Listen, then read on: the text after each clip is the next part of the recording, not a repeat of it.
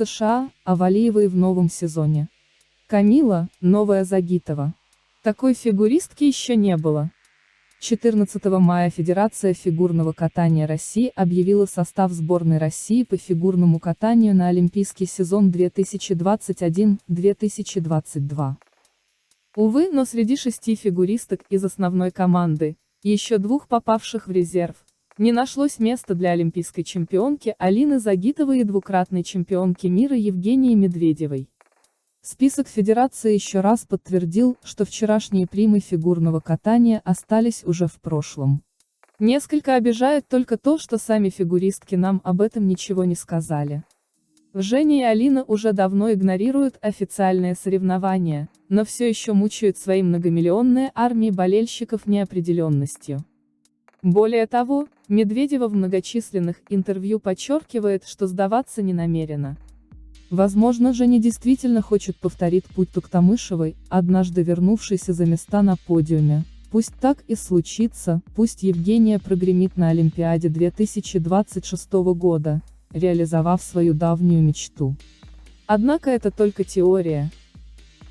На практике же данное предположение кажется чем-то маловероятным. Не верят в возвращение Загитовой и Медведевой их болельщики. Более того, фанаты уже называют конкретных преемников Загитовой и Медведевой. Одна из таких дискуссий в мае разгорелась на страницах популярного американского форума Reddit, постоянные подписчики которого настаивают, что у них уже есть новая Загитова – это Камила Валиева. Возможно, такие мысли в головах болельщиков стали результатом трогательных взаимоотношений, которые сложились между Камилой и Загитовой. Валиева много раз подчеркивала, что всегда с большим уважением относилась к Алине и равнялась на нее. В одном из интервью Камила буквально призналась, что первое время на совместных тренировках она невольно прижималась к бортику, когда рядом проезжала Алина, чтобы не мешать тренироваться великой чемпионке. Очевидно, что сама Загитова также благосклонно относится к Камиле. На турнире Первого канала Алина взяла опеку над юной чемпионкой, оберегая ее от нескольких фамильярных шуток ведущего проекта Алексея Ягудина и других соревновательных трудностей. Предлагаем вашему вниманию самые яркие высказывания заокеанских комментаторов с форума Reddit. Думаю, Камила на световые годы опережает 2 других фигуристок, которые поедут на Олимпийские игры. Она обязательно установит рекорд результативности. Ее четверные тройной аксель, линии и последовательность будут силой, с которой нужно считаться. Мы еще не видели такую фигуристку, как она, которая смогла бы собрать все воедино.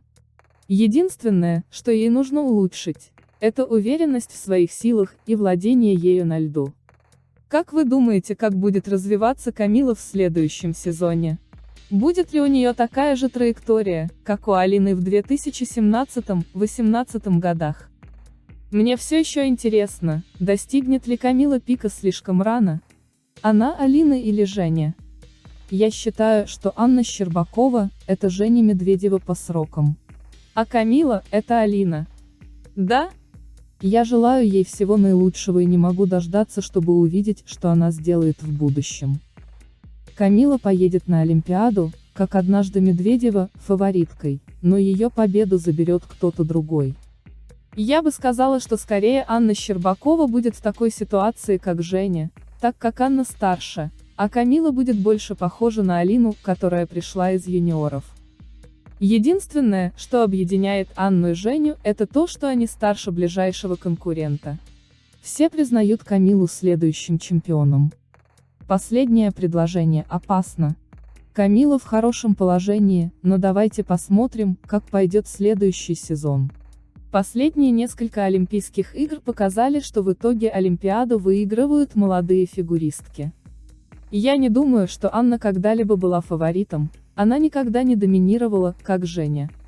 Алина Загитова не была фавориткой, почти все не считали ее реальной конкуренткой, а она просто тихонько продолжала все выигрывать. Камила другая, ее уже сейчас называют наиболее вероятной следующей олимпийской чемпионкой. Я хочу, чтобы Этери, или кто-то еще, посоветовали Валиевой больше использовать свое лицо. Например, если бы Алина исполняла Дон Кихот с каменным лицом, у нее не было бы той магии, из-за которой ее полюбили, и ее оценки были бы хуже. Честно говоря, я не удивлюсь, если Камила установит новый рекорд произвольной программы уже во время дебюта среди взрослых. У нее точно будет такой же рост, как однажды у Алины Загитовой. Когда я впервые увидел, как она катала программу «Девушка на шаре», у меня буквально мурашки были, она такая талантливая. Я желаю ей всего наилучшего. Камила просто невероятно изображает физическую хрупкость и душевные качества девочки на шаре, но ее катанию не хватает некоторой зрелости и чувствительности. Иначе это было бы действительно искусством.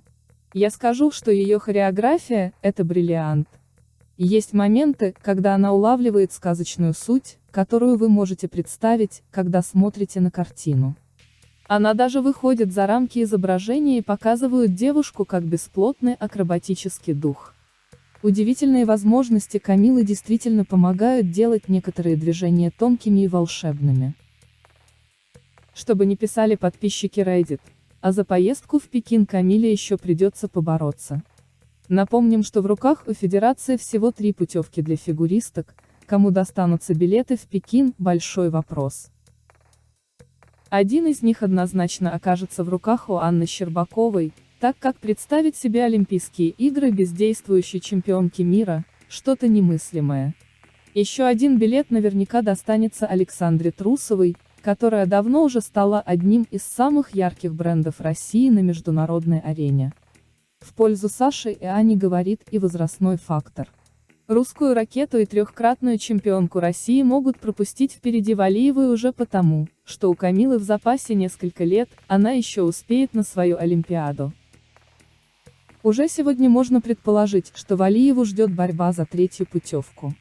А это значит, что Камиле придется столкнуться с переживающей вторую юность Туктамышевой, которая, между прочим, на последнем чемпионате мира в Стокгольме элегантно обошла Трусову. Также свое слово могут сказать Косторная, Усачева, Хромых и Нугуманова, которые, конечно, катаются не просто так, у девушек есть свои цели и готовность их достигнуть. Борьба между фигуристками за право отправиться на Олимпийские игры 2022 года начнется уже в октябре, когда стартует серия мирового гран-при. А пока что нам, поклонникам фигурного катания, остается одно – пожелать девушкам хорошо подготовиться к сезону и пройти его без травм и потрясений.